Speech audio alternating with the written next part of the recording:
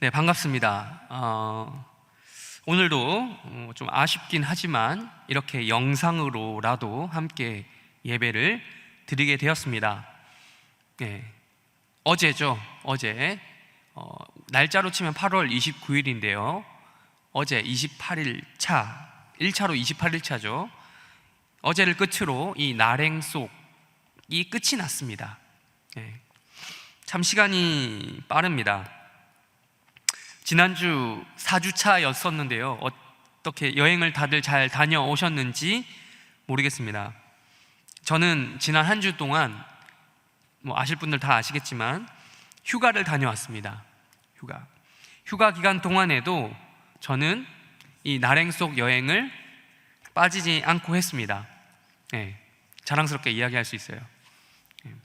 오늘은 이 날행 속 이 4주차 여행을 총정리하는 시간을 가지도록 하겠습니다. 총정리에 앞서서 지난 4주차 분량을 복습하도록 하겠습니다. 4주차의 구간은 어디였었죠? 네, 예루살렘에서 로마까지 구간이었습니다. 다들 지금 있으시는 자리에서 이 날행 속 여러분 이거 아직 끝났지만 끝난 건 아닙니다. 오늘까지 해야 끝나는 겁니다. 요것을 펼치시고 함께 예배를 드리시기를 바랍니다. 특별히 청년이 아니신 분들은 이게 뭔가 싶으시겠지만 청년부에서 한 달 동안 진행하고 있는 수련회 프로그램입니다. 그래서 이거 가지고 예배를 드리면 되겠습니다. 그래서 제가 이거 마무리하면서 이걸 가지고 책거리라도 좀 해야 하는데 들고 다니면서 하도 제가 이제 이게 펼쳤다 닫았다 하다 보니까 이게 한 달 사이에 많이 낡았어요. 지금 떨어지기 막 직전이에요. 떨어지기 직전. 네. 지금 이렇게 돼 있는데 많이 낡아버렸죠. 여러분 이 정도까지 안 쓰시면 안 됩니다. 이렇게 써야 정상입니다. 말짱하다면 여러분 회개하시고 다시 한번 또 지난 것들을 다시 한번 보시는 그런 은혜가 있기를 바랍니다. 우리 85페이지 볼까요? 85페이지 보시면 우리가 지난주에 봤던 4주차 지도가 나옵니다. 지도를 보면서 정리를 해야겠죠. 아무래도 지난 4주차는 과거 1, 2, 3주차보다 훨씬 스케일이 커졌습니다. 4주차에서 어디까지 갑니까? 아까 구간을 말씀드렸죠. 어디까지 가죠? 로마까지 갑니다. 예루살렘으로 돌아가면 고난이 있을 거라고 성령께서 분명히 가르쳐 주셨어요. 그럼에도 불구하고 하나님의 큰 그림을 파악했던 바울은 어디로 갔습니까? 먼저 로마로 가기 전에 예루살렘으로 갔죠. 그러니까 의도적으로 고난이 있을 것을 알았어요. 고난이 있을 것을 예상을 했단 말이에요. 성령께서 가르쳐 주셔서 너 예루살렘 가면 고난을 받을 거야. 이 바울 혼자만 알고 있었던 사실이 아니라 주변의 많은 성도들이 그 성령의 그 계시를 받고 바울이 예루살렘으로 돌아가면 고난을 받을 것이다라는 것을 알았어요. 그래서 조언을 해주었죠. 그렇지만 바울은 그걸 알고도 하나님의 큰 그림을 알고 있었기 때문에 의도적으로 예루살렘으로 갔다. 지난주에 얘기했던 거 기억하십니까? 네, 왜냐하면 예루살렘으로 가서 예루살렘의 끝이 아니라는 거죠. 예루살렘의 끝이 아니라 어디가 기다리고 있다? 로마가 바울을 기다리고 있다라는 거죠. 오늘은 지난 4주차를 조금 한번 복습을 하면서 바울이 로마로 어떻게 가는가 그 과정을 좀 보려고 합니다. 특별히 지난주 설교는 22일차의 내용을 다루었거든요. 그렇기 때문에 23일차 내용부터 복습해 보도록 하겠습니다. 여러분 23일차 한번 펼쳐볼까요? 89쪽인가요? 네, 89쪽이죠. 여기 보시면 바울의 설교 시리즈가 이어지죠. 이게 23일차, 23일차죠. 22일차에서 보면 모든 사람들 앞에서 바울이 했던 설교는 어떤 내용인지 기억하십니까? 지난주 설교 본문과 관련된 간증을 했죠. 기독교인을 박해하던 본인이 어떻게 다메섹으로 가던 그 길목에서 예수님을 만나 변하게 됐는지 그 간증을 했던 거 기억하시죠? 그거를 자세하게 설명하며 간증을 했습니다. 그러다가 유대인들이 참다 들어주다 못 들어줘가지고 열받아서 바울을 죽이려고 했어요. 그러니까 이걸 발견했던 누가 있었습니까? 천부장, 로마군 천부장 기억하십니까? 이 로마군 천부장이 바울과 유대인들을 따로 떼어놓은 다음에 바울 이놈이 뭔가 잘못했구나 싶어서 바울을 고문을 하려고 채찍질을 하려고 하는 순간 바울이 뭘 했죠? 일종의 커밍아웃을 했어요. 커밍아웃. 나 로마 시민이야 이랬던 거죠. 커밍아웃 했습니다. 그래서 이 천부장이 깜짝 놀라서 채찍질하면 안 되니까, 로마 시민에게는 채찍질하면 안 됐기 때문에 채찍질하면 안 되니까 그만두고 깜짝 놀라서 일종의 공식적인 모임이라고 하죠. 공회라고 하는 공식적인 모임을 소집을 했습니다. 그게 바로 23일차의 내용이거든요. 여기서 핵심 포인트가 있다면 바울이 이 위기를 모면하는 일종의 나쁘게 말하면 이간질이죠. 이간질을 하는 장면이 등장합니다. 23장 6절에서 10절까지 우리 한번 볼까요? 23장 6절에서 10절까지 눈으로 한번 쭉 보실게요. 기니까요. 눈으로 한번 쭉 보시면 됩니다. 자, 바울이 지금 어떤 상황을 파악을 하고 있을까요? 바울이 지금 어려움에 이 유대인들하고 지금 막 얘기를 하다가 유대인들이 막 바울을 막 죽이려고 하고 막 위협을 가하잖아요. 막 고소하고 막 이런 상황이 닥쳤는데 바울이 지금 하나 본 거예요. 뭘 파악을 했을까요? 이 유대인들이 한 팀만은 아니다라는 것을 발견했어요. 얘네들을 알고 보면 서로 싸우는 두 개의 부류가 있다라는 거죠. 지금 당장은 바울이라는 공공의 적을 제거하기 위해서 한마음 한뜻으로 바울을 공격하고 있지만 사실은 이 둘은 뭐다? 서로 앙숙이다라는 거죠. 바로 누구와 누구입니까? 이미 퀴즈에서도 냈죠. 제가 사두개파와 바리새파, 이 두 파로 나뉘어져 있다라는 것이죠. 굳이 바울을 따지자면 어디 파입니까? 굳이 따지자면 지금은 아니지만 회개하고 그 파를 나오긴 했지만 그 출신으로 봤을 때는 어디입니까? 바리새파 출신이죠. 그러니까 이게 갑자기 바리새파 입장에 바울이 서는 거예요. 나 원래 바리새인이야 라고 얘기하는 거죠. 로마 시민이면서도 나는 원래 따지자면 바리새인이다 라는 것이죠. 그러니까 어떻게 됩니까? 바리새와 사두개, 그러니까 유대인들 모두 묶어서 싸잡아서 유대인들이죠. 유대인들 공공의 적 바울이라는 구도에서 바뀐 거예요. 어디로? 바리새파와 의견을 같이 하는 바울 대 사두개인, 이렇게 붙는 거예요. 그러니까 바리새인들이 이 바울을 요즘 말로 하자면 쉴드를 쳐주는 거예요.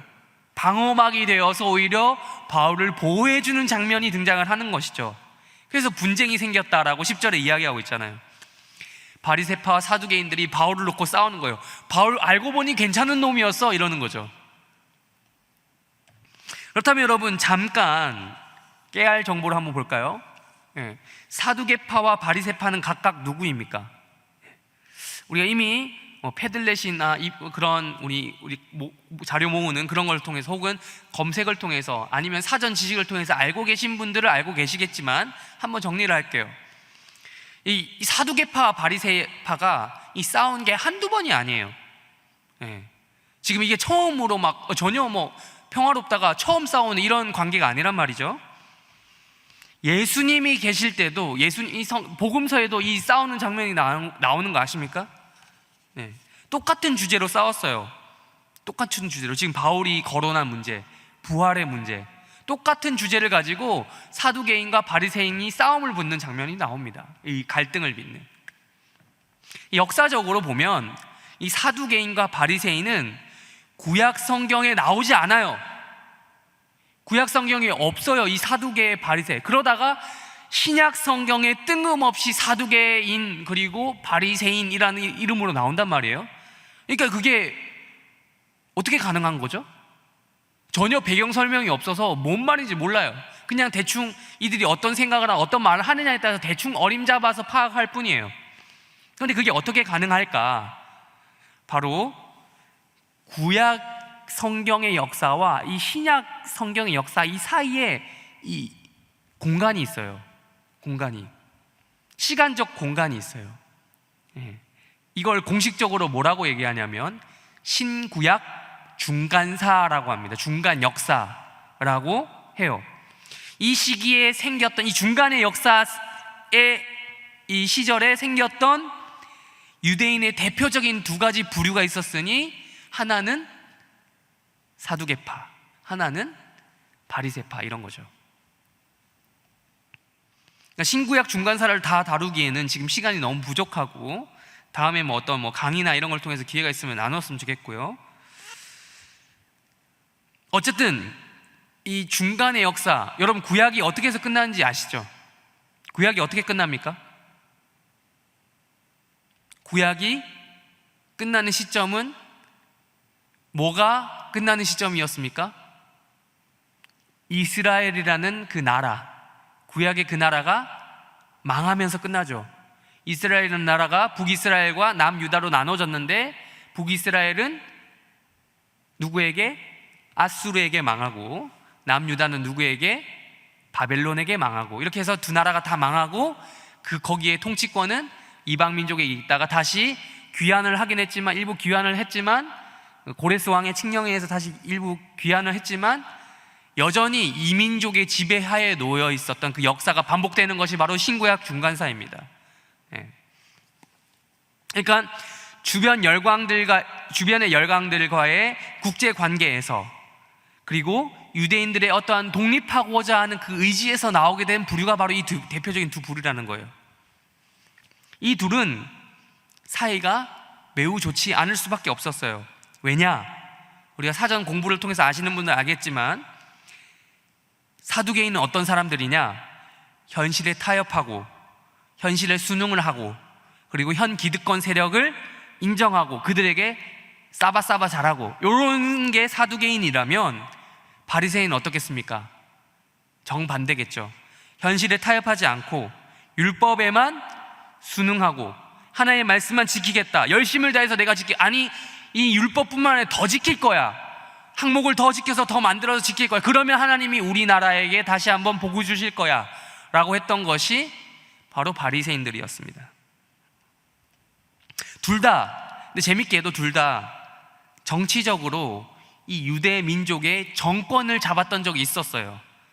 예수님 시기에는 사두개인들이 좀 크긴 했지만 바리새파도 한때는 유대의 정치에서 큰 힘을 발휘했던 그런 역사가 있습니다. 그러다가 사두개인들에게 밀려난 거죠. 그래서 이게 서로 사이가 안 좋을 수밖에 없었습니다. 이 사두개파와 바리새파의 주요 쟁점 중에 하나가 바로 오늘 바울이 거론한 부활 문제입니다. 지나치게 현실 중심적이었던 사두개인들은 구약 성경도, 그러니까 모세오경이죠. 구약 성경 모세오경만 인정을 했어요. 모세오경만. 사두개인들은. 그러니까 나머지 성경들은 별로 이 성경처럼 인정하지 않았어요. 또한 지나치게 현실적이어가지고 죽은 자가 다시 살아나는 부활이 없다라고 주장했거든요. 그러니까 부활이 없으니까 당연히 영적인 존재도 없고 천사도 없고 영혼까지도 없다라고 주장을 했어요. 지금으로 치면 거의 유대교의 탈을 쓰긴 했지만 유물론자에 가깝다라고 판단을 할 수 있겠습니다. 그러니까 이 사람들이 당연히 자연스럽게 집착할 수 있는 게 뭐겠습니까? 현실 사회에서의 힘입니다.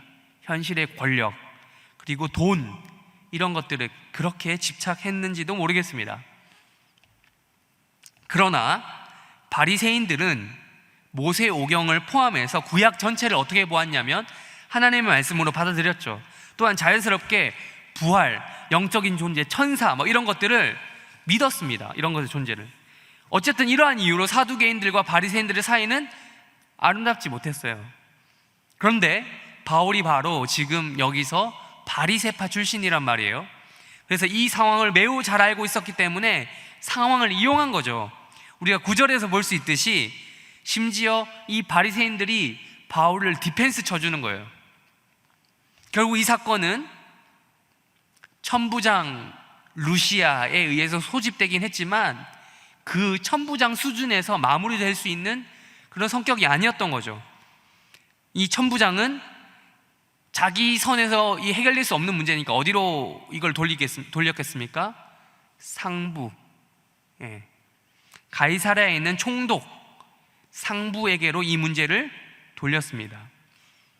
이것은 단순한 유대인들만의 문제가 아니라 분명히 지난주에 얘기했던 것처럼 로마 시민권을 가진 바울의 문제였어요. 그렇기 때문에 이게 상황이 상당히 까다롭고 복잡하게 돌아가고 있었다는 것이죠. 그러니까 천부장 수준에서는 이 판단이 상당히 까다로웠어요. 이 와중에 가장 핵심 포인트를 하나 지목하고 넘어가고자 합니다. 우리 11절, 사도행전 23장 11절 한번 읽어보겠습니다. 시작. 죄송합니다. 제가 읽어야 되는데 물을 마시는 타이밍에 익숙하다 보니까 다시 읽겠습니다. 시작. 그날 밤에 주께서 바울 곁에 서서 이르시되 담대하라. 내가 예루살렘에서 나의 일을 증언한 것 같이 로마에서도 증언하여야 하리라 하시니라.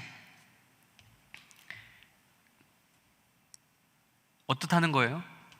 이러니 저러니 해도 하나님의 역사는 이루어 간다는 거예요. 인간들이 이리 떠들고 저리 떠들고 해도 하나님께서는 그냥 단순한 거예요. 심플한 거예요. 하나님의 목표는 단순한 거예요. 바울을 반드시 어디로 보낸다? 로마로 보낸다. 그러니까 바울에게는 이 로마라고 하는 분명한 목적이 있었던 거죠.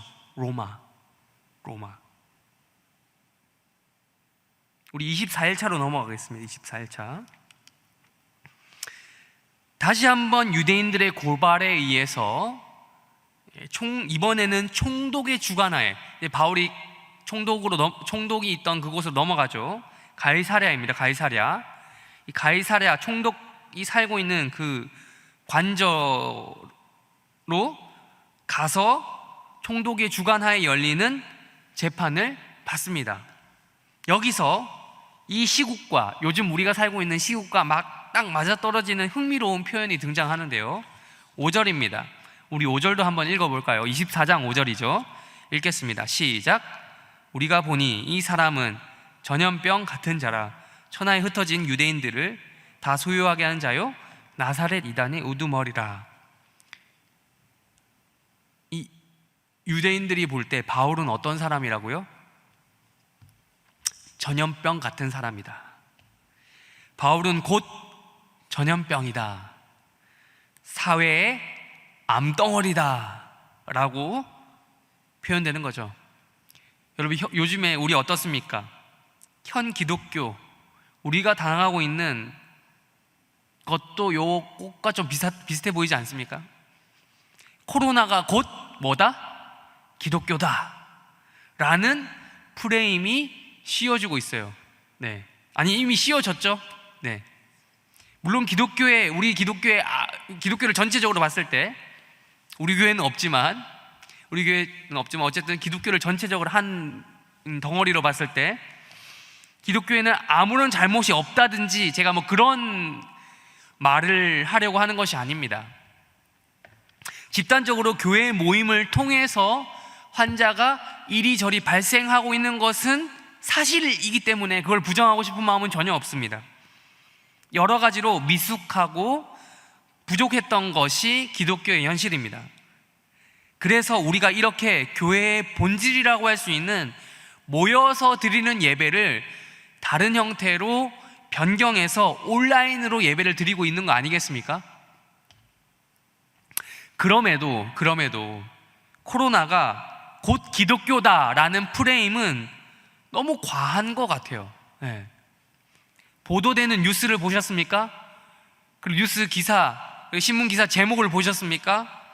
그런 걸 보면 이게 정말 분노를 일으키려고 정말 이 세상 사람들로 하여금 교회를 대놓고 욕하라고 기사 제목을 짓거나 그런 식으로 유도하는 것들을, 이 조회수를 많이 끌어야 아무래도 그들이 먹고 사는데 좋으니까 그건 알겠는데, 아무튼 그런 것을 위한 건지 몰라도 어떤 과한 표현과 자극적인 문구를 서슴 없이 사용하는 것을 많이 발견할 수 있습니다.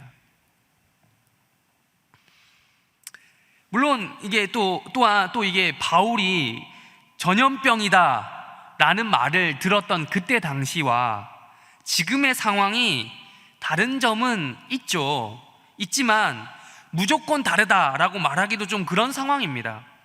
바울은 복음을 전하다 보니까 의도치 않게 사회적 물의를 일으켰죠. 그렇죠? 마찬가지로 우리도 그래요. 현재 우리의 상황도 복음을 나누고 복음을 전하다 보니까 의도치 않게 물의를 일으키게 된 거잖아요. 단 우리에게 부족한 것은 지혜였던 것 같아요.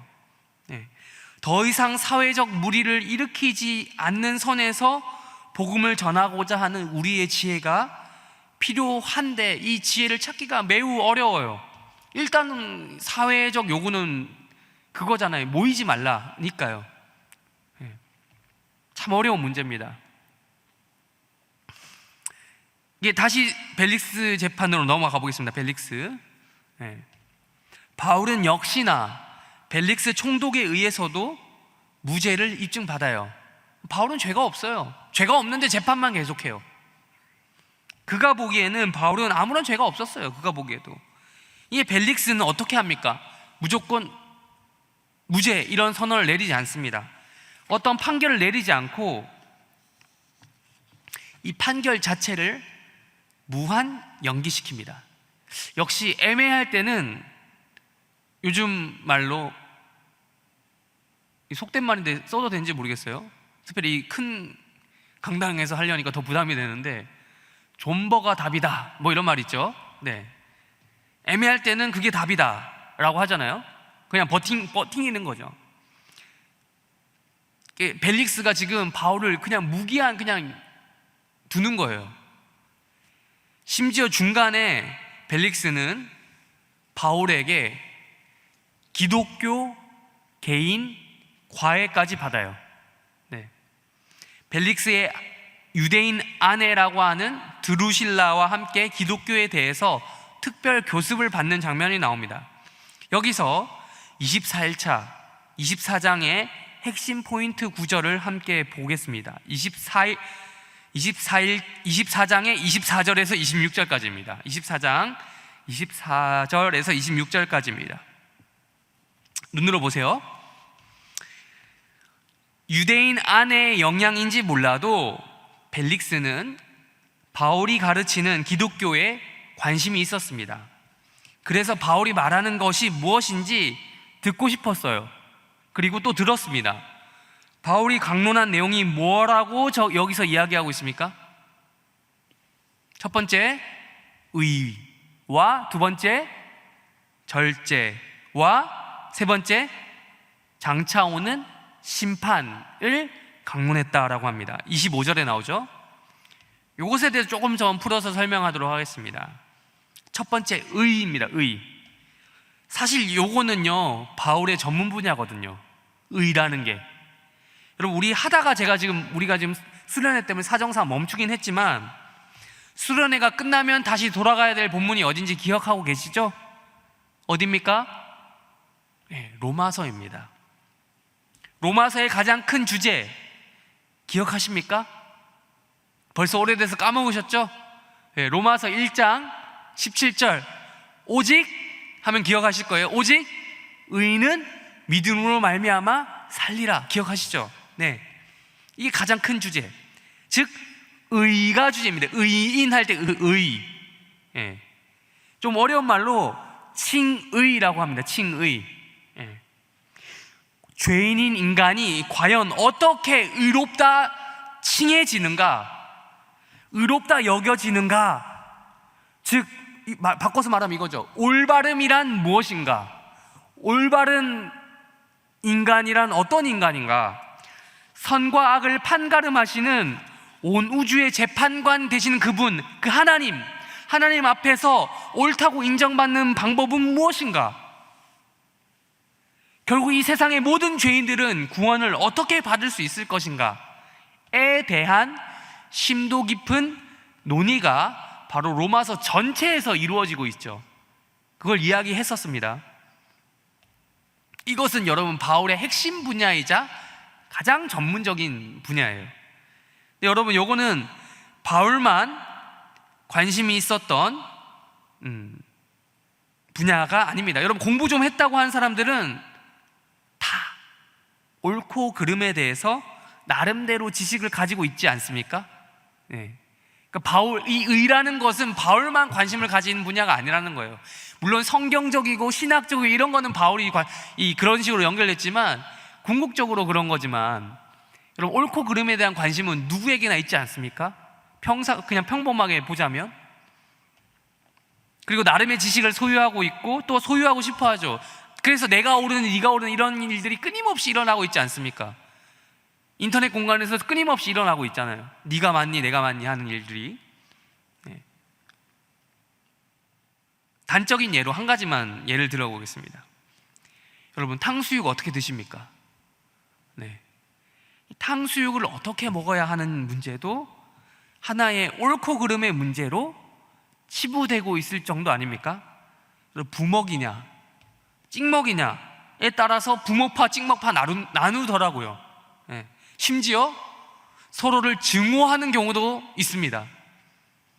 탕수육을 시켰어요. 나오자마자 소스를 붓는 사람, 네, 그것은 거의 죄악에 가까운 행동입니다. 물어보고 해야 돼요. 부을까 말까, 어떻게 찍어 먹을까, 아니면 어떻게 할까, 이런 식으로. 그냥 먹으면 되는 거 아닌가 하는 문제가 아니라는 거죠. 여러분, 음식 먹는 방법 이거 하나 가지고도 이렇게 옳고 그름에 대해서 논의가 있을 정도니 말 다 했죠. 근데 이 세상 모든 분야에서 소위 전문가들이 옳고 그름을 논하잖아요. 네. 그리고 그 전문가들에게 의견을 구하잖아요. 이 분야에 대해서는 전문가이신 이분을 초청해서 의견을 묻겠습니다.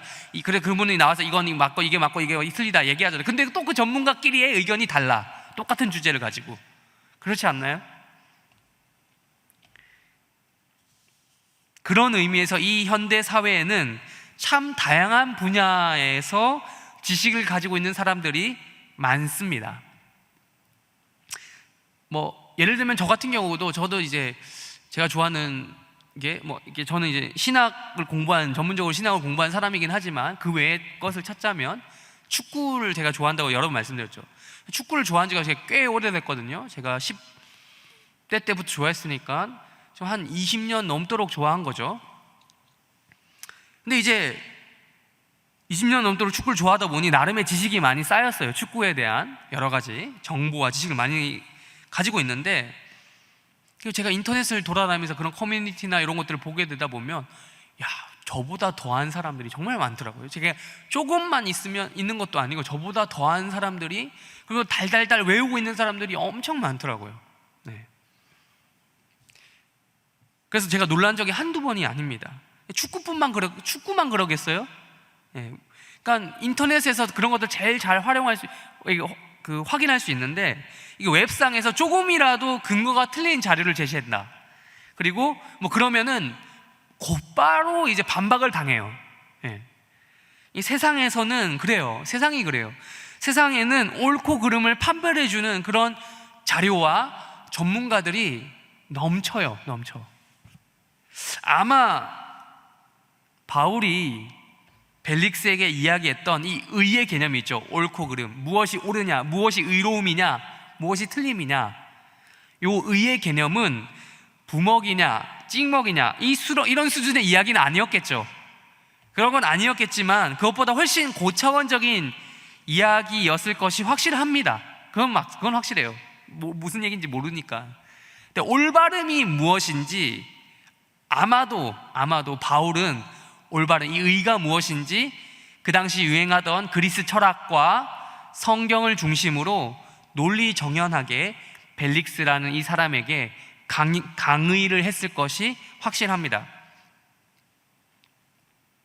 로마에서 파견했던 이 총독, 여러분 총독이 아무나 됩니까? 총독은 정말 높은 지위예요. 총독이란 이 지위는 이 로마 사회에서 정말 높은 계급에 속하는 정치 계급이었습니다. 로마에서 파견한 총독 벨릭스 정도 되는 사람이라면 이런 이야기들을 나눌 만한 기본적인 학식 수준이 됐을 거란 말이에요.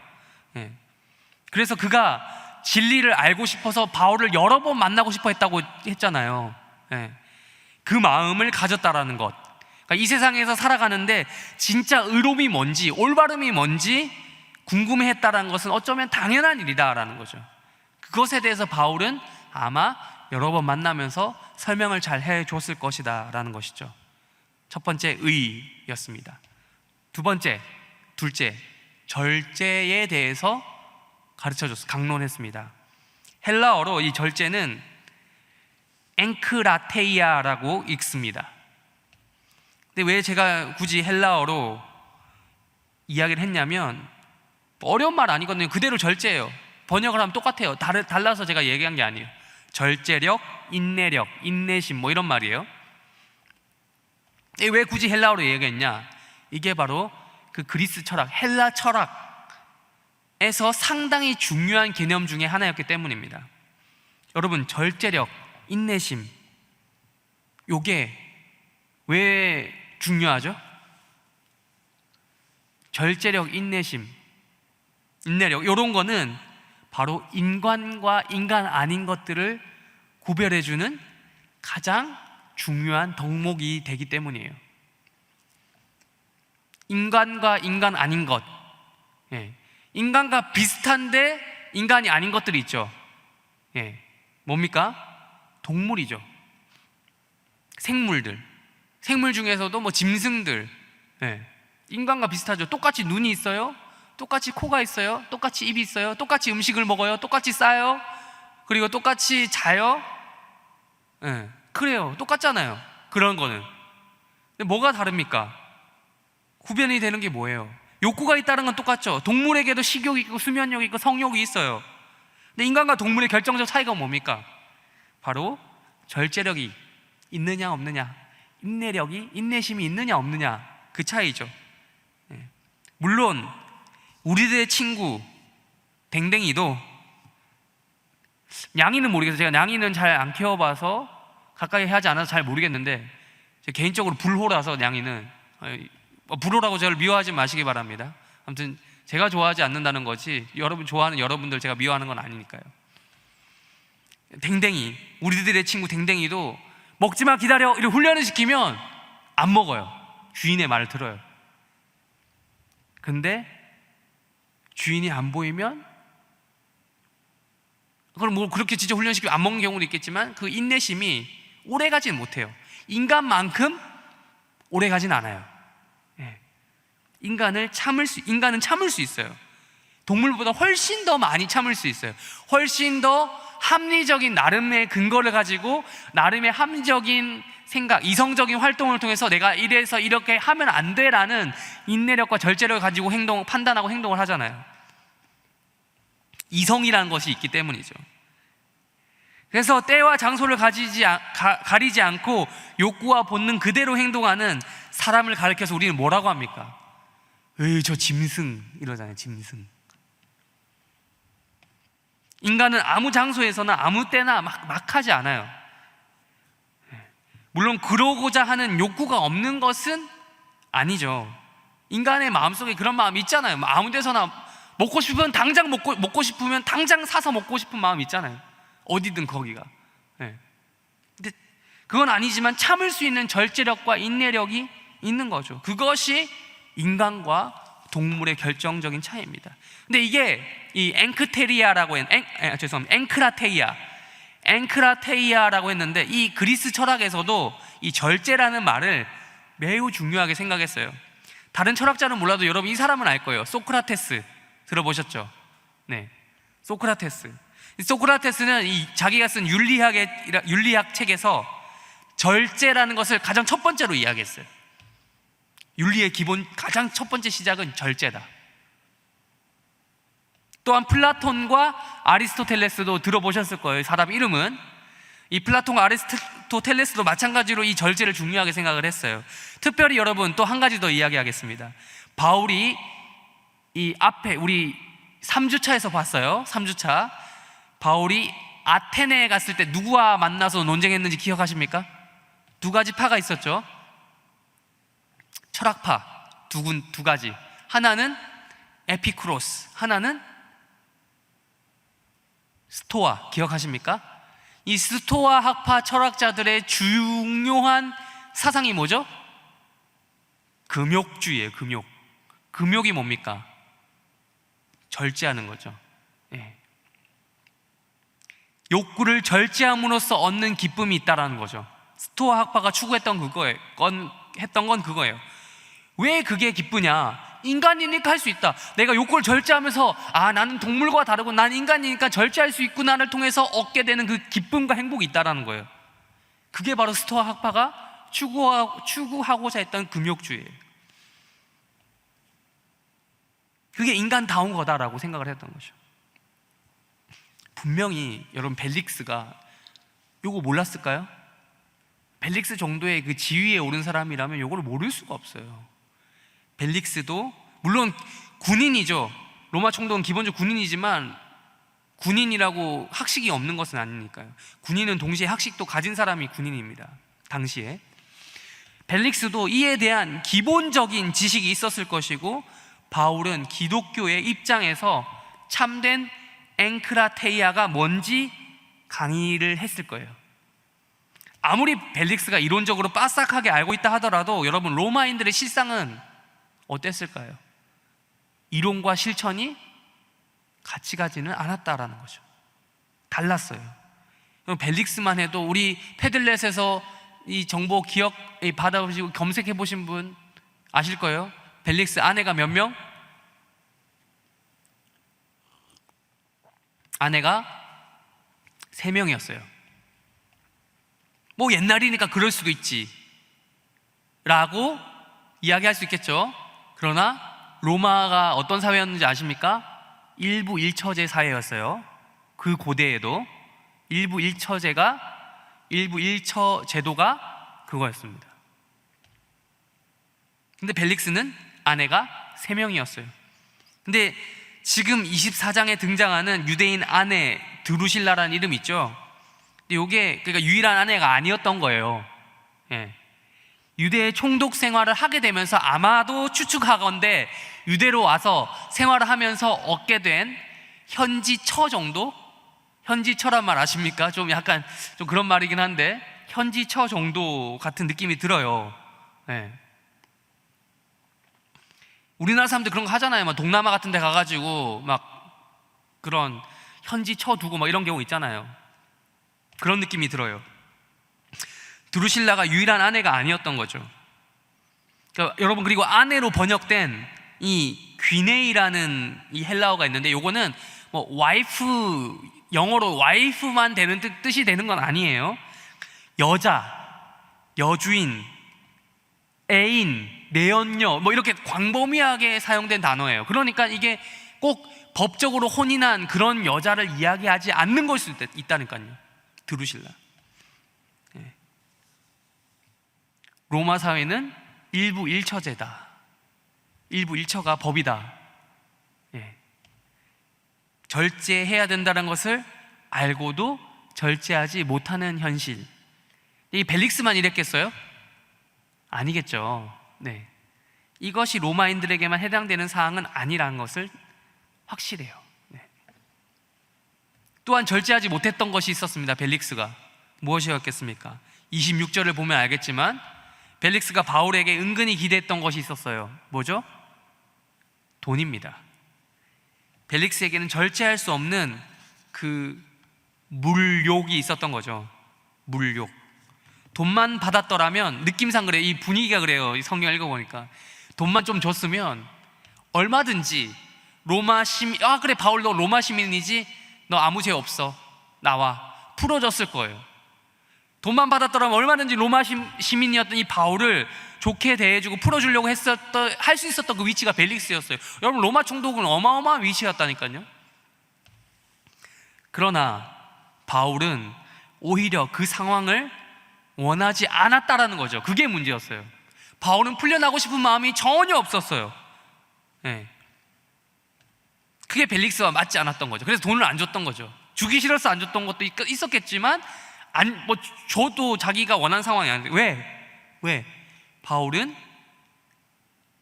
공권력에 의지해서 공짜로 어디까지 가야 됐기 때문에?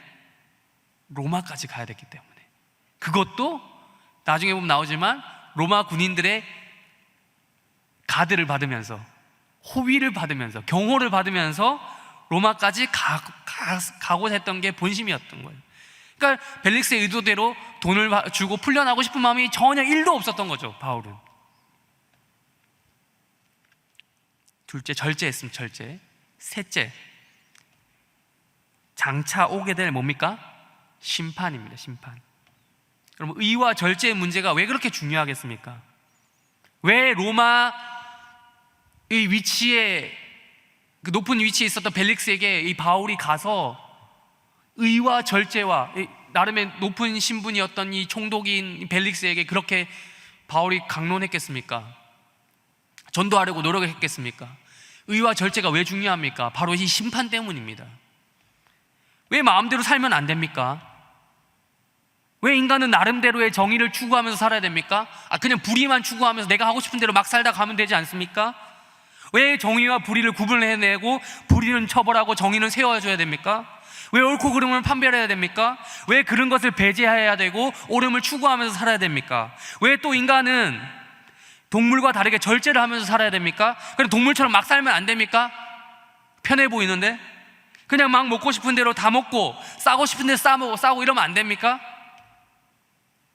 바로 심판이 다르기 때문이에요. 심판. 1차적으로 이 세상에서 살면서 인간 사회에서 심판을 받아요. 불의를 추구하면. 자기만 좋자고 하는 게 불의잖아요. 2차적으로 불의를 행하다 보면, 절제하지 못하면 죽어서도 어떤 법칙에 의해서 심판을 받는다는 거예요. 정해진 법칙이 있다는 거예요. 그게 우리 기독교에서 말하는 하나님인 거고요. 기독교에서 말하는 하나님이 아니고서라도 불신자들, 그때 당시 로마 시대 때 사람들, 그리스 로마 시대 때 살아가던 사람들의 그 세계관 속에도 동일하게 4, 5세기에 죽어서도 심판을 받는다는 인식이 있었던 거죠. 그리스 로마 신화라는 게 있잖아요. 신화가 왜 만들어졌습니까? 제가 예전에 말씀드린 적 있죠. 신화는 어떠한 인간들이 만들어 놓은 시스템이긴 하지만 실제로 있을 거라고 그들이 믿었던 4, 5세계였던 거죠. 죽고 난 뒤에 어떠한 심판이 있다라는 것은 꼭 기독교에만 해당되는 말이 아니라는 거예요. 물론 세세하게 들어가면 기독교의 심판과 그들이 말하는 심판은 다르겠지만, 어쨌든 인간은 각자 행한 대로 심판을 받는다. 어떤 절대자에 의해서, 어떤 절대적인 법칙에 의해서 심판을 받는다라는 것은 공통적인 특징이 있습니다. 그래서 이 세상을 살 때 사람들은 어떻게 생각합니까? 착하게 살아야 돼, 너 착하게 살아야 돼. 그런 말을 꼭 기독교인만 하는 게 아니라 불신자도 하는 거죠. 착하게 살아야 된다고. 그래야 좋은 결과가 있을 것이다. 좋은 심판의 결과가 있을 것이다. 그걸 기본적으로 불신자들도 다 동의하는 바 아니겠습니까?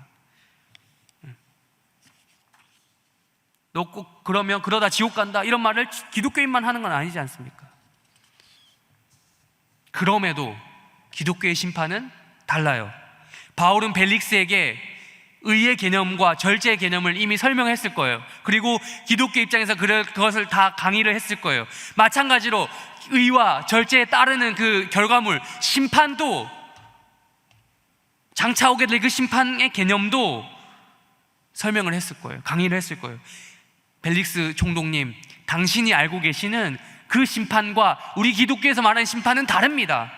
그리스 로마 문화에서 말하는 그 신들은 있을 수도 있고 없을 수도 있는 그런 애매모호함으로 치장되어 있지만, 우리 기독교에서 말하는 하나님은 진짜 살아계신 그 하나님이 오셔서 심판한다는 것입니다. 온 우주의 하나님께서 지금도 살아계시고 하실 것이라는 그 확신 가운데서 바울은 복음을 선포했을 것이에요. 그러니 뭐 하라는 거죠? 벨릭스 총독이요, 뭐 하라? 회개하고 주 예수 그리스도의 복음을 믿으십시오 라고 했던 거죠. 그러자 벨릭스의 반응이 무엇이었습니까? 25절에 나오죠. 벨릭스가 두려워하여 대답하되. 여러분, 벨릭스가 두려울 것이 있겠습니까? 벨릭스가 두려울 것이 있다고 한다면 그건 자기보다 높은 위치에 있는 로마 최상위 계층이었겠죠. 총독보다 더 높은 위치도 있었어요. 집정관이라든지 이런 원로원이라든지 이런 정말 최상위 계층. 그리고 황제가 있었죠. 황제에 의해 파견된 거니까 황제. 자기보다 높은 위치에 있는 사람도 있었죠. 그러나 얼마나 됐겠어요? 자기 밑에 사람들이 훨씬 많은 게 로마 총독 아니겠습니까? 그 넓은 지역을 다스렸는데. 그런데 이 벨릭스의 반응이 무엇입니까? 이 말을 듣고 두려워했다는 거예요. 적어도 이 지역 안에서는 벨릭스가 두려워할 것이 하나도 없는데 이 말을 듣고 하나님의 그걸 희미하게 본 거예요. 두려워한 거죠. 펠릭스는 알고 있었어요. 그리스 로마 신화에 등장하는 신들은 4, 5세계가 있긴 있지만 그 신들이 있다고 하지만 그건 신화이다. 있을 수도 있고 없을 수도 있는 그런 애매모호한 것이다라는 것을 벨릭스도 알았을 거예요. 그런데 바울이 말하는 하나님 어떤 분입니까? 그런 신과는 차원이 다른 신이었던 거죠. 벨릭스가 이대로 살다가는 이렇게 그냥 살다가 내가 잘 먹고 잘 살다가는 그 하나님의 심판을 내가 받을 것 같다라는 두려움이 생긴 것이죠. 여기까지는 좋았어요. 그런데 거기까지였던 거죠. 무엇이라고 이야기합니까? 다음, 두려워하여 대답하되. 다음이 뭡니까? 회개했다고 합니까? 아니죠. 지금은 가라. 내가 틈이 있으면 너를 부르리라. 지금 가고 나중에 시간 있으면 또 보자. 나중에 시간 되면 한번 볼게. 나중에 시간 있을 때 교회 한번 갈게. 제가 이 말을 옛날에 과거에 노방전도 하러 다닐 때 캠퍼스 이런 데 돌아다니면서 한 적이 있었는데 자주 들었던 말이에요. 시간 있으면 한번 갈게요. 요즘에는 이마저도 없죠. 요즘엔 들어주지도 않죠. 요즘에는 그냥 아예 바로 거절하고 말죠. 근데 들어주는 사람들 중에서 이런 말을 한 사람들 생각보다 많았어요. 시간 있으면 하겠다. 상당히 조건적이죠. 그런데 여러분, 이 말도 생각해보면 어느 정도 그 사람 마음 가운데 울림이 있었을 때가 가능한 거예요. 어떤 강력한 그런 게 있구나. 무서운데? 진짜 그러다가 나 심판받는 거 아니야? 지옥 가는 거 아니야? 복음의 호기심을 보이는 사람이어야만 가능한 거예요. 근데 여러분, 생각보다 이런 사람이 많은 거 아십니까? 이런 말을 해주면 두려워하고 무서워하는 사람들이 생각보다 많아요. 그러나 여러분, 복음이라는 건요, 옵션이 아니죠. 심판을 받을 수도 있고 안 받을 수도 있어. 이런 문제입니까? 아니죠. 선택이 아니라 필수적인 문제라는 게 문제예요. 그럼 여러분에게 혹시나 이 말씀을 듣고 계신 분들 중에 여러분에게 울림이 있다. 두렵다. 내가 하나님의 그런 심판들, 이런 성경을 읽다 보면 무섭다. 근데 그걸 가지고 곧 내가 하나님 믿고 있다고 착각하시면 안 된다라는 거예요. 그건 울림인 거죠. 그냥 울림. 그거는 믿음이 없어도 가능한 부분이에요. 울림에서 그치면 안 된다는 걸 제가 지금 설명하기 위해서 이 말을 하는 겁니다. 교회에 나온 사람들 중에 이 울림에 그치다가 그냥 다시 교회를 떠나는 사람들 제가 너무나도 많이 봤습니다. 울림에 의해서 어떤 강력한 경각심에 의해서 끌린 사람들이 많이 있어요. 외부적으로 어떤 경험하고 외부적으로 누가 죽는다는 것을 경험했다는 거, 갑자기 삶과 죽음에 대해서 한 번도 생각 안 해봤는데 갑자기 내가 나 어떻게 되지? 이런 것 때문에 교회에 나온 사람들이 있어요. 그러니까 그 울림은 울림일 뿐이에요. 울림을 통해서 뭔가 들어가야 돼요. 물론 아예 없는 것보다 낫죠. 아무 생각 없이 사는 것보다 낫죠. 그것보다 훨씬 나은데, 근데 그것이 두려움에서 그치면 안 된다라는 거예요. 26절을 우리 한번 다시 읽어볼까요? 26절이죠. 읽겠습니다. 시작. 동시에 또 바울에게서 돈을 받을까 바라는 고로 더 자주 불러 같이 이야기하더라. 마치 벨릭스가 여러분 두려워했는데도, 두려움 가운데서도 한편으로는 또 딴 생각하는 거죠. 바울에게서 돈을 구했던 것과 같은 상태, 그런 상태가 얼마든지 가능하다는 거예요. 처음에는 두려움 때문에 그 두려움 어떻게 하지 바울, 불안하니까 바울 부르고, 불안하니까 바울 부르고, 그런 말 들으면 뭔가 그래도 양심의 한편에 해소가 되는 것 같으니까 저 사람은 평안해 보니까 그냥 그 만남 자체로 어떤 불안함이 해소되는 거죠, 심리적으로. 그러나 그 마음은 곧 다치게 되는 거예요. 처음에는 그게 가능했을지 모르지만 그 마음이 다치는 거예요. 아무리 여러분 명설교를 많이 듣는다, 물론 안 듣는 것보다 낫지만 명설교를 내가 많이 듣는다고 해서 그 사람이 바뀝니까? 안 바뀔 사람은 안 바뀝니다. 위대한, 지금 보세요, 이 사도 바울, 그 위대하다고 하는 성경의 사도 바울도 설교를 벨릭스에게 여러 번 했는데 결국 벨릭스의 결과가 뭡니까? 안 믿었어요. 안 믿었어요. 바뀌지 않는 인간이 있다라고 성경은 지금 보여주는 거죠. 두려움이 변해서 무엇을 찾습니까? 처음에는 두려움 때문에 어떻게 하면 이 심리적인 안정과 만족을 위해서 바울을 찾았지만 결국 그 마음이 곧 어떻게 됐다? 돈을 요구하는 마음이 됐다. 이게 바로 인간이 보여주는 이중성이에요. 이중성. 한편으로는 내세를 걱정하지만, 죽고 난 다음을 걱정하지만, 한편으로는 당장의 내 삶과 내 이익을 위해 어떤 것을 추구하는 마음인 거예요. 두려움은 여러분 그 자체로 우리를 구원할 수가 없습니다. 의와 절제와 심판 때문에 두려움이 생겼다라면 반드시 나를 두렵게 하는 그 메시지가 나를 하나님의 은혜와 그 사랑 가운데 나아가게 해야 된다는 거예요. 두려운 그 마음이 변해서 하나님을 향한 기쁨과 감사와 감격에 빠져야 한다라는 거예요. 돈을 구하던 나의 그 마음이 변해서 은혜를 구하는 마음으로 바뀌어야 된다라는 거예요. 이것이 그리스도인이 되었다라는 가장 강력한 증거가 될 수 있는 부분입니다.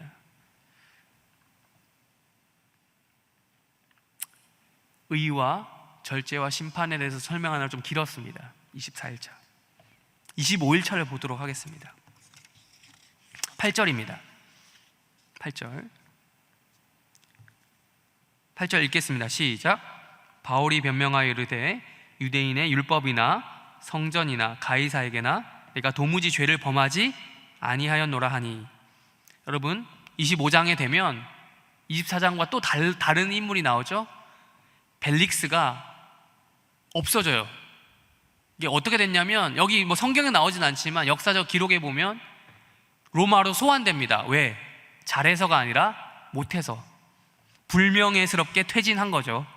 로마로 소환되고 난 다음에 새로운 총독으로 온 사람이 누구다? 베스도다.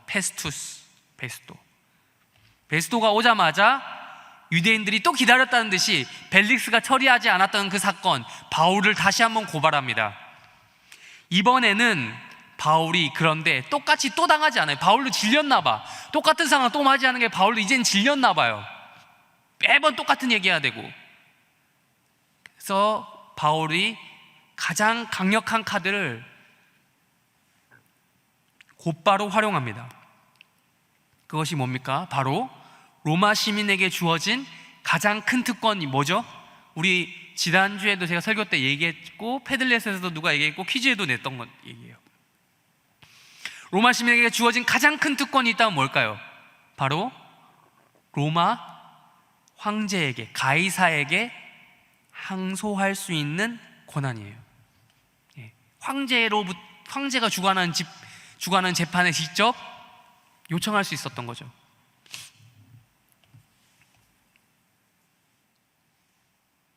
(9절에서) (12절까지) 눈으로 보시겠습니다. 25장 9절에서 12절까지 눈으로 보시겠습니다. 이 베스도가 새로 왔잖아요. 신임 총독이잖아요.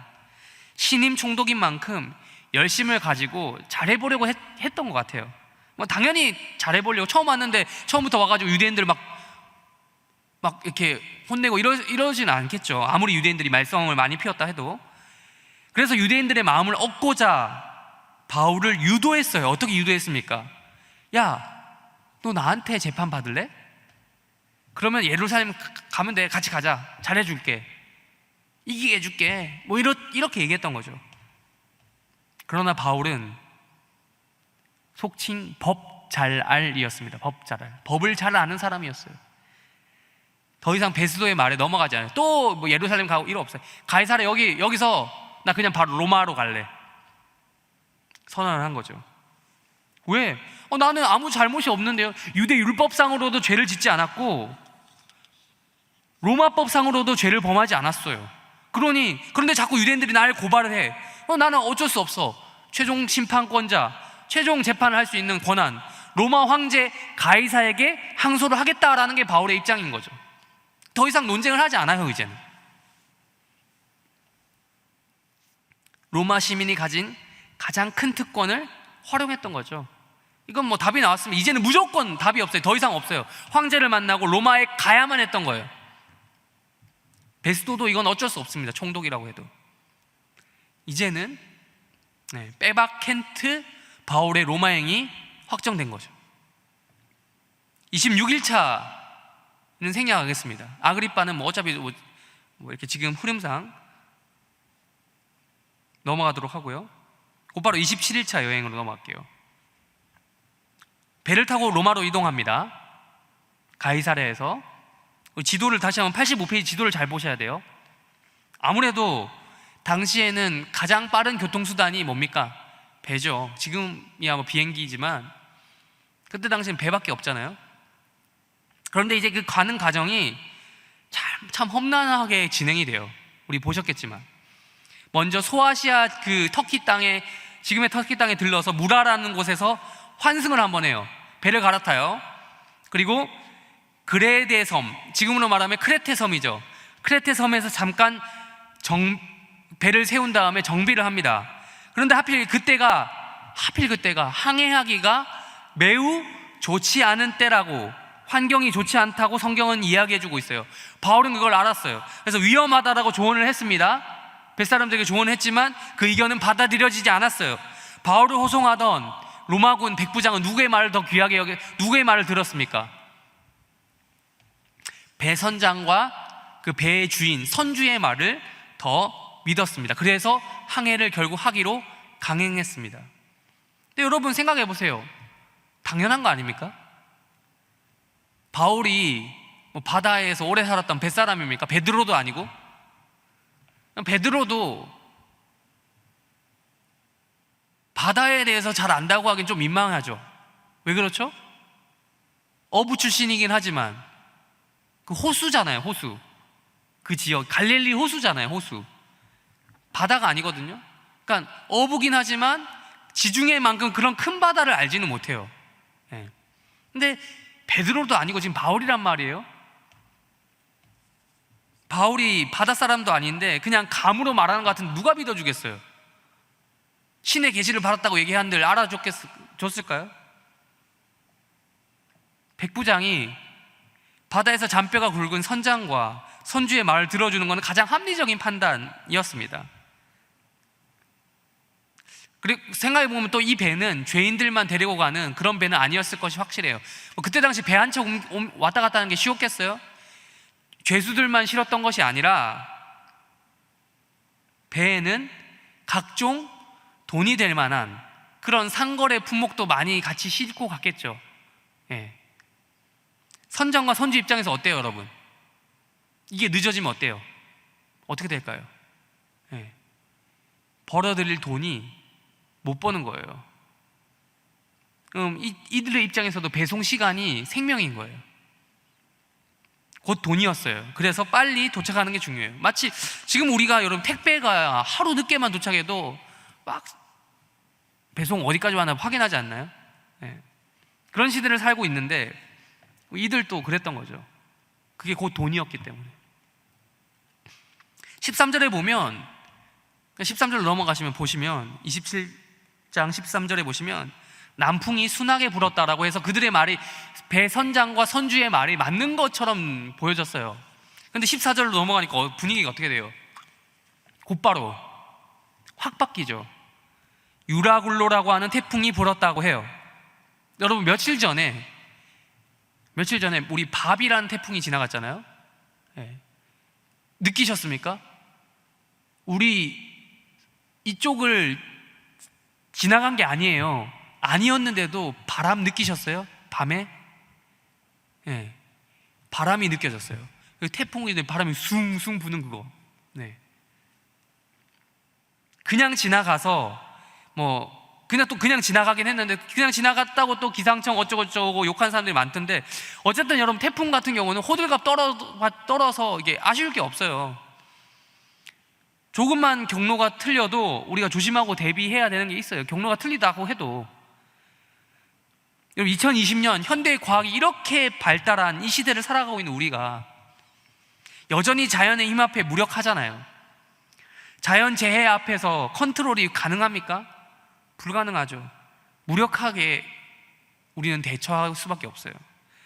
아직도 지난번 얼마 전 장마 기억하십니까? 홍수 완전 난리 났잖아요. 진짜 뉴스로 보셨겠지만 그 남쪽 지방은 완전 물에 잠긴 그런 지방들이 많더라고요. 실제로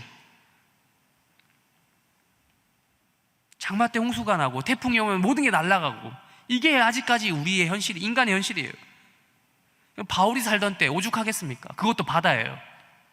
지금도 아무리 지금 배 선박 기술이 발달했다 하더라도 태풍이 오는데 태풍이 오는 그쪽으로 배가 지나갈 수 있겠습니까? 배 못 나가게 하지 않나요?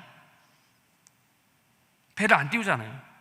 그때라고 오죽하겠습니까? 근데 이때 당시 유라굴로라고 하는 그 태풍의 이름입니다. 바비 이런 것처럼 유라굴로라고 하는 그때 당시 태풍, 지중해에 돌아다니던 돌풍, 태풍, 이거를 만난 겁니다. 배가 위기에 빠진 거죠. 그런데 역시 주인공과 함께하는 사람들은 죽지 않는다라는 전형적인 이야기가 있어요. 주인공과 붙어 있으면 죽지 않는다. 전통적인, 요즘에는 그런 거 틀을 깨는 것, 그런 영화나 스토리가 많지만 이게 옛날 이야기니까. 배는 파손 당하긴 해도 사람들은 다 구출되게 되죠. 그래서 멜리데라고 하는 섬, 지금의 몰타죠, 몰타. 그 섬에 상륙하게 됩니다. 근데 이 구출되는 과정이 상당히 흥미로워요. 20절부터 25절까지 한번 눈으로 보실까요? 27장 20절에서 25절까지 27장 20절에서 25절까지 눈으로 한번 보세요. 여러분, 배가 어때요? 말 그대로 바람 부는 대로 떠다니고 있었어요. 근데 이 바람이 그냥 솔솔 바람이 아니고 풍랑이란 말이에요. 여러분, 얼마나 흔들렸을까요? 사람의 힘으로 어떻게 컨트롤이 불가능한 상황이란 말이에요. 근데 이 와중에 바울이 하는 말이 뭐예요? 그러게 내 말 듣지, 이러고 있어요. 이 말을 힘들 때 들으면 그게 진짜여도 짜증날 것 같아요. 근데 바울은 또 말을 이어나갑니다. 안심하라. 바울이 이제는 안심하라. 22절 안심하라. 갑자기 왜 그렇죠? 뭐라고 얘기합니까? 얘들아, 안심해. 나는 반드시 로마로 살아서 가야 될 사람이거든, 이러는 거예요. 황제 만나러 나는 가야 되거든. 바울 눈에는 여러분, 로마밖에 안 보였어요. 이 와중에. 왜냐? 바울에게 로마를 보여준 분이 누구예요? 하나님이잖아요. 성령의 계시.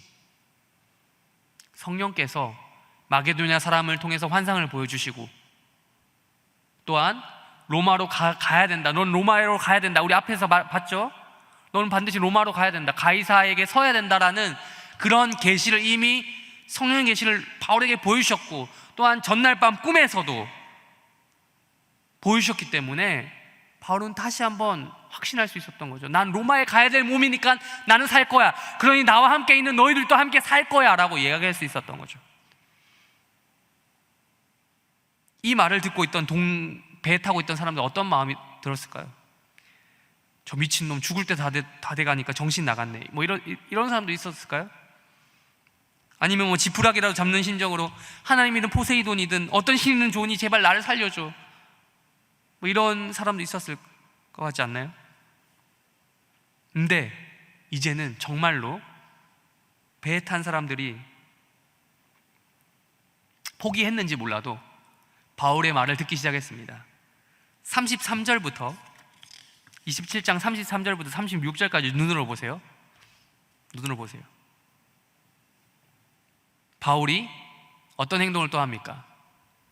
음식을 먹으라고 권유합니다. 배에 음식이 없었던 것이 아니었던 거예요, 여러분. 있었는데 안 먹었어요. 왜 안 먹고 있습니까? 비축해 놓은 거죠. 언제 구출될지 모르니까. 여러분, 배가 표류되면 지금이야 뭐 GPS로 다 잡아서 하지만 옛날에 그 배가 표류되면 배가 어딘지 어떻게 알아요? 네. 지나가는 배에 의해서, 우연히 다른 배에 의해서 하거나 아니면 그 배가 어디 섬에 착륙, 이거밖에 없잖아요. 언제 구출될지 모르니까 식량을 아끼고 두어서 무려 14일 동안 굶고 있었던 거예요.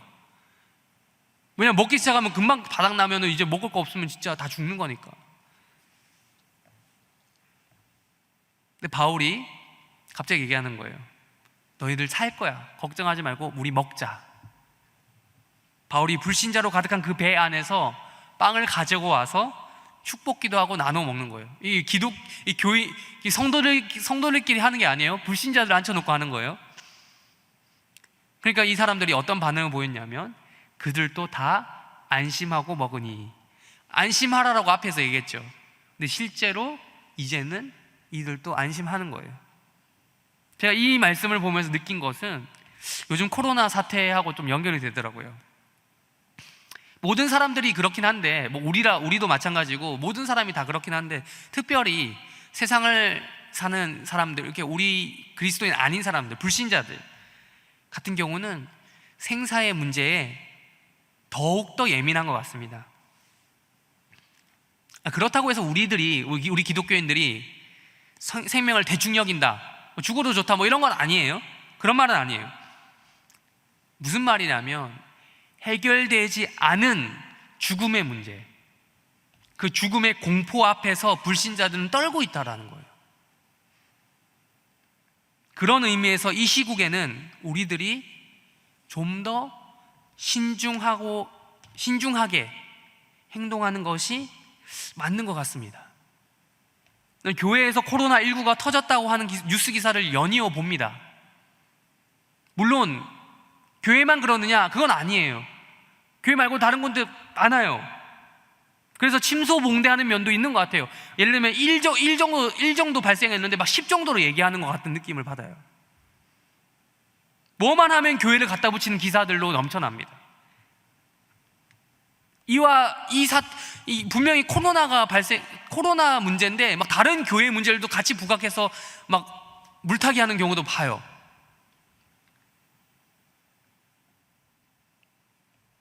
편향적 보도를 봅니다. 그럼에도 세상 사람들의 불만을 우리는 파악하고 이해를 해줘야 된다는 거예요. 그게 뭡니까? 그들의 불만이 뭡니까?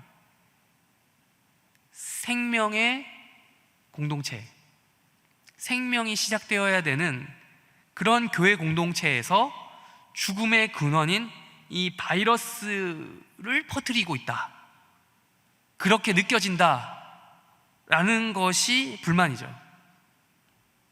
그래서 그들이 교회를 보면서 불안해하는 거죠. 이런 의미에서 죽음의 공포 앞에 놓여있는 이 세상의 불안함을 일정 부분 덜어줘야 하는 것이 또한 교회의 책임이 아닌가 해요. 하나님의 영광을 가장 강력하고 확실하게 드러내는 방식인 예배를 포기하자는 말이 아닙니다. 제가 하는 말은, 그럴수록 여러분이 지금 예배를 드리고 있는 장소에서 지금 뭐 하고 계세요? 온라인으로 예배 드리시고 계시는데 여러분 예배 어떻게 드리고 계세요? 어떤 자세로, 어떤 태도로 드리고 계십니까? 확실히 예배 드리셔야 돼요. 그래야 하나님께서 다시 우리를 모여서 예배 드리게 하시는 은혜를 허락하실 것 같습니다.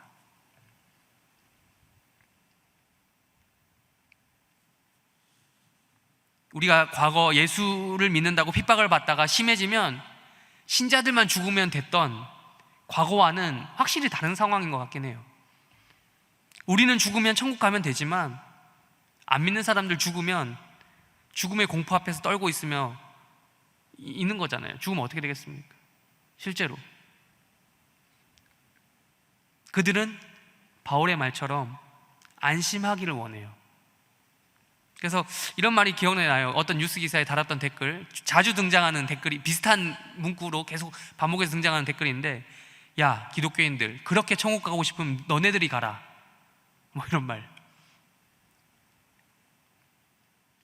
우리는 바울이 했던 행동처럼 침착하게 이 사태를 대처해야 할 것 같습니다. 그리고 바울처럼 세상 사람들에게 나누어 줄 어떤 빵을 마련해야 합니다. 물론 그들의 목숨 자체, 육신의 수명을 연장시키기 그 자체만을 위함이라기보다는 로마로 가야만 했던 이 바울의 목적과 합치하게 해야 된다는, 일치하게 해야 된다는 거죠. 복음을 위해서 한다는 거예요. 복음을 위해서. 전도의 문이 막히고 복음에 전하는 그 문이 막히지 않게 하기 위해서, 복음을 위해 로마로 가는 바울의 발걸음과 죽음의 공포에 떨고 있는 이 그들을 구조하는 것, 여러분 여기 본문에서 보이지만 밀접한 관련이 있잖아요. 연결되잖아요. 복음을 위해서 로마로 가는 발걸음, 바울의 발걸음, 그리고 죽음의 공포에 떨고 있는 그 뱃사람들, 그들을 구조하는 것, 연결점이 있습니다. 하나님께서 이 난파된 배 가운데서도 구조해 주시는 은혜를 베푸셨던 것처럼 우리 가운데서도 그런 은혜가 있기를 바라는 거죠. 결론이 그래서 어떻게 됐습니까? 이 일의 결론, 다 구조되었습니다. 멜리데 섬에 그리고 상륙했습니다. 드디어 마지막 28일차 여행이 남았습니다. 28장으로 넘어갈까요? 멜리데 섬에서 바울이 어떤 일을 겪습니까? 독특한 일을 경험하죠. 또 바울의 인생 자체가 독특하지만, 모든 일이 독특하지만 또 독특한 일을 경험해요. 독사에 물립니다. 불운한 사건이라고 볼 수 있지만 불운이 아니었어요. 로마로 가는 바울의 길 앞에 독사 따위는 그냥 지렁이가 물은 거랑 똑같았어요. 아무런 해가 없었습니다. 독사에 물리고 살았어요. 바울은 반드시 로마에 가야만 하는 존재다라는 것을 계속해서 기적적인 사건을 보여주면서 하나님께서 성경을 읽는 독자들에게 바울의 운명은 이거야 라고 보여줍니다. 바울의 데스티니는 어디냐? 로마다.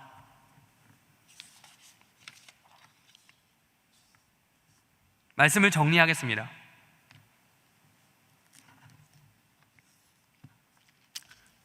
오늘 본문 사도행전 28장 14절에서 16절 우리 처음 읽었죠.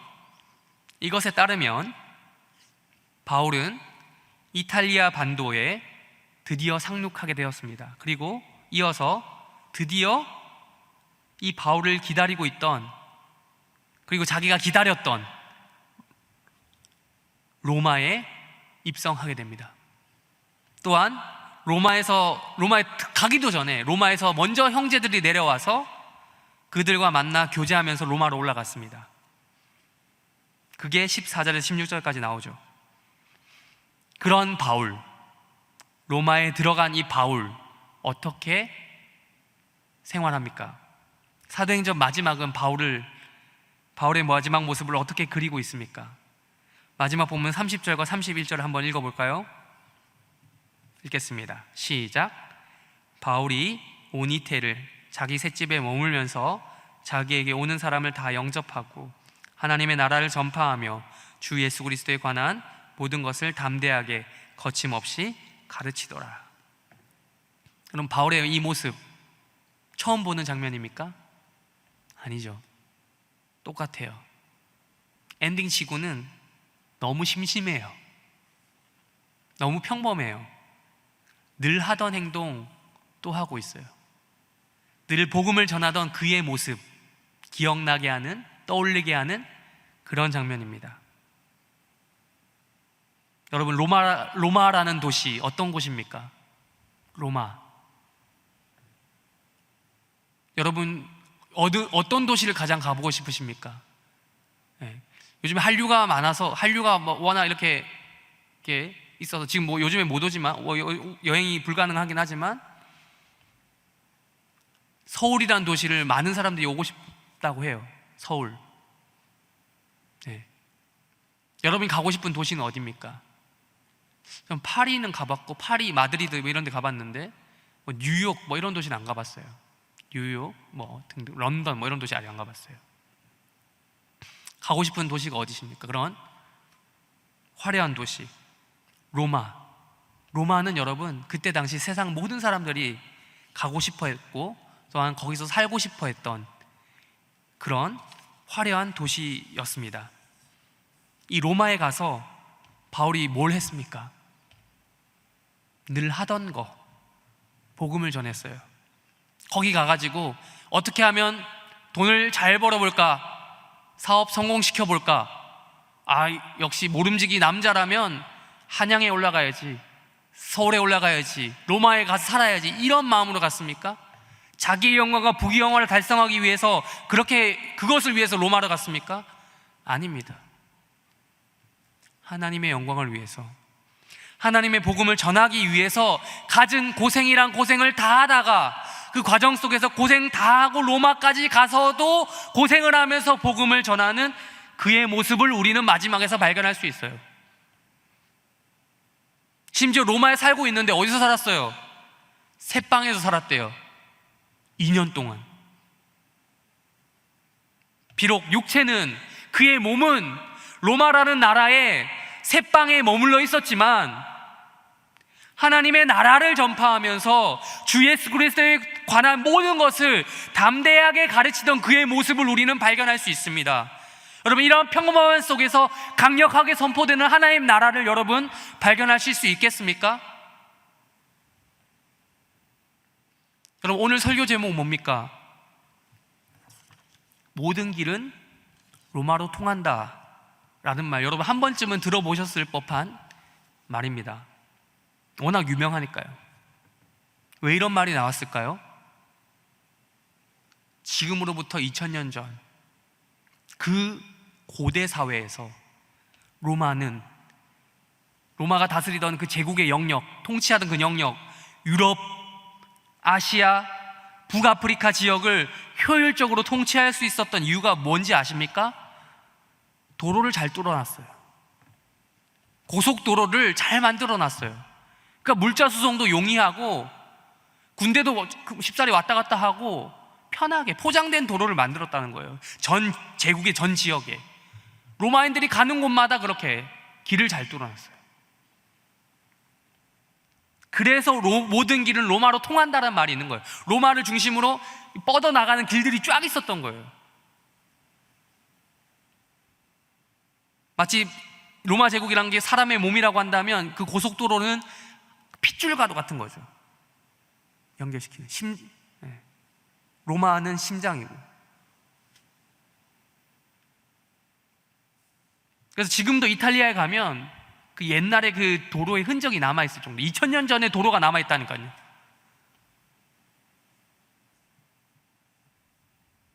근데 있잖아요, 이 로마가 아세요?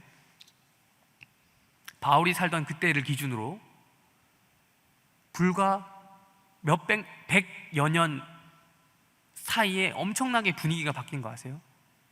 로마가 이렇게까지 성장하진 않았어요. 바울이 살던 이때는, 로마가 예수님 오시고 그리고 바울이 살던 이때는 로마가 거의 전성기에 달할 때였어요. 그 전까지만 해도 로마가 이렇게 성장하지 않았어요. 제가 왜 이걸 얘기할까요? 여러분, 세상 사람들은 이 로마의 성장을 그냥 로마 역사 자체로 봐요. 아, 이런 나라가, 이런 위대한 나라가 있고, 이렇게 전쟁을 했고, 이런 시스템이 잘 돼 있고, 이런 저런 게 훌륭하고, 이런 게 조직화 잘 돼 있고, 이들이 이렇게 똑똑했고, 이런 문화를 발전시키고, 이런 것만 보죠. 근데 우리 성도들은 무엇을 봐야 됩니까? 이렇게 로마라는 이 제국을 준비시키신 하나님을 보는 거예요. 역사를 주관하신 하나님께서 자신의 복음을 온 열방 가운데 선포하시기 위한 사전 작업을, 준비 작업을 훌륭하게 하나님께서 해놓으셨구나. 그리고 그 도구로 바울을 택하시고 바울을 로마로 보내시는 거구나. 그래서 여러분, 바울이 그렇게, 물론 바울 자체도 힘과 지치지 않은 체력과 이런 다양한 다재다능함이 있었지만, 다재다능함이 있었던 것만 그랬던 것이 아니라 이런 시스템적으로 하나님께서 준비해 놓으셨다는 거예요. 무엇을 위해서? 복음을 위해서. 하나님의 나라의 복음을 전파하게 하시기 위해서.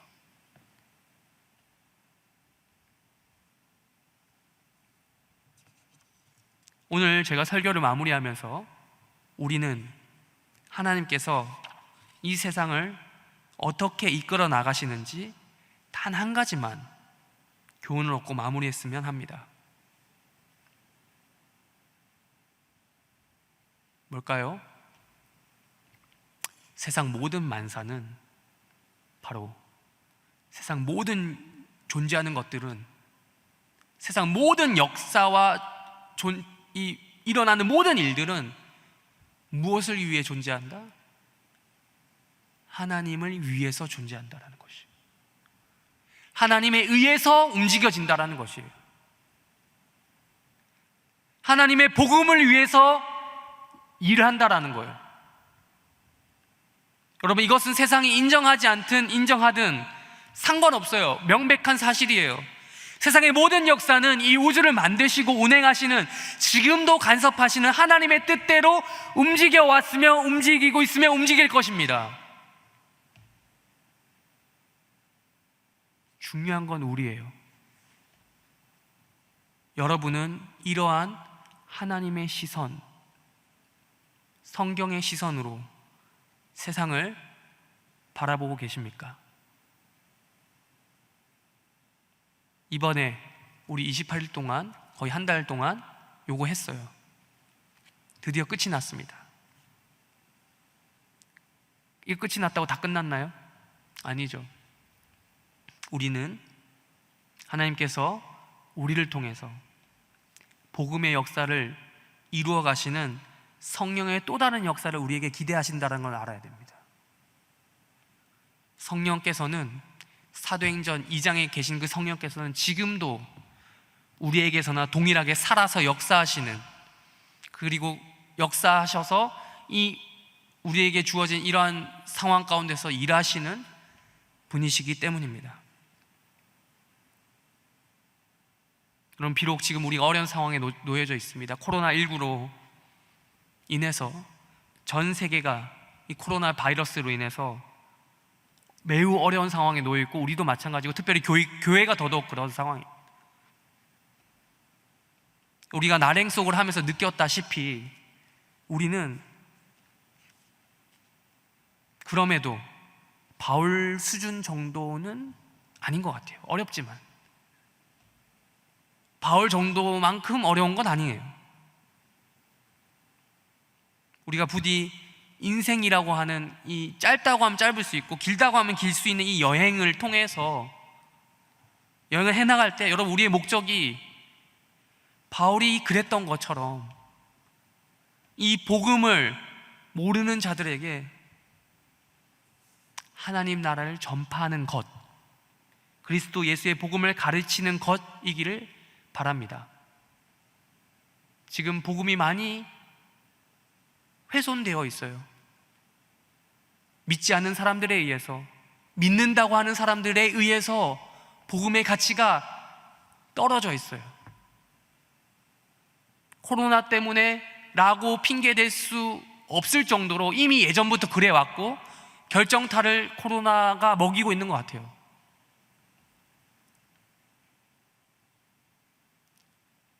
그럼에도 불구하고 바울의 상황이 그보다 더 훨씬 심했음에도 불구하고 그의 상황을 뛰어넘는 성령의 역사가 그에게 있을 때 하나님의 나라를 전파했던 것처럼, 주 예수 그리스도의 복음을 가르쳤던 것처럼 우리의 어려운 상황 속에서도 우리가 복음을 지혜롭게 현명하게 누리는 자들이 되었으면 합니다. 그리고 그 복음을 전하기 매우 어려운 환경이지만 우리가 준비되어서 각자의 자리에서 전할 수 있는 자들이 되기를 바랍니다. 그래서 성령의 충만해서 하나님 나라를 전파하는, 마지막에 바울의 표현 있죠? 마지막 절, 담대하게 거침없이, 모든 길은 로마로 통한다가 아니라 모든 길은 하나님 나라로 통한다라고 당당하게 인지하고 믿고 때에 합당하게 선포하고 살아가는 해림교회 청년들이 되시기를 바랍니다. 또한 해림교회 성도들이 되시기를 바랍니다.